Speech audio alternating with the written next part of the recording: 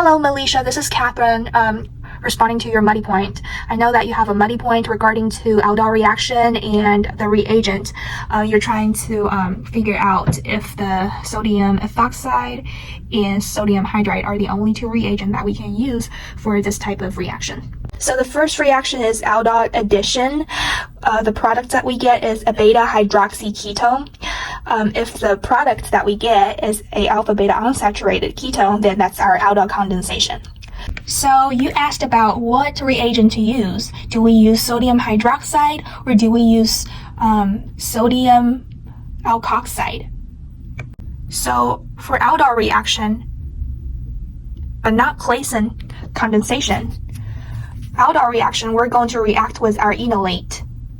So basically, under these circumstances, our end product will be a alpha beta unsaturated ketone or a beta hydroxy ketone with our hydroxy group floating around. In this case, sodium hydroxide or any kind of hydroxide would work.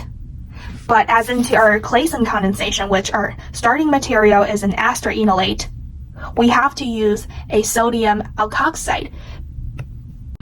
So as into what kind of alkoxide we'll be using, it totally has to be depending on the ester. So leaving group, it has to be exactly the same with whatever our group is on our ester.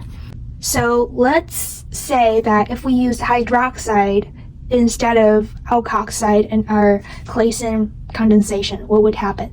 So as we know that the hydroxide and our alkoxide can not only act as a base, it can also act as a nucleophile that can attack our electrophilic carbon.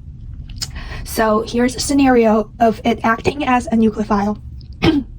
So the mechanisms are drawn out. So basically, let's go through the hydroxide first. Double bond would reform, leaving group would leave, and we're going to end up with a carboxylic acid. And our hydroxide group is going to keep pulling the proton, and we're going to end up getting a water and a carboxylate, which is definitely not the same as our starting material. However, if we're using our alkoxide group instead of our hydroxide group, the same exact mechanism would happen, leaving group would leave, but we're going to end up with having the same ester that we started off with in our alkoxide group floating around. So that does not give us any new compound or any new yield of any sorts. That's not going to affect the reaction that we obtain. That's why we need the base to be whatever alkoxide is on the ester of our starting material. Hope it makes sense.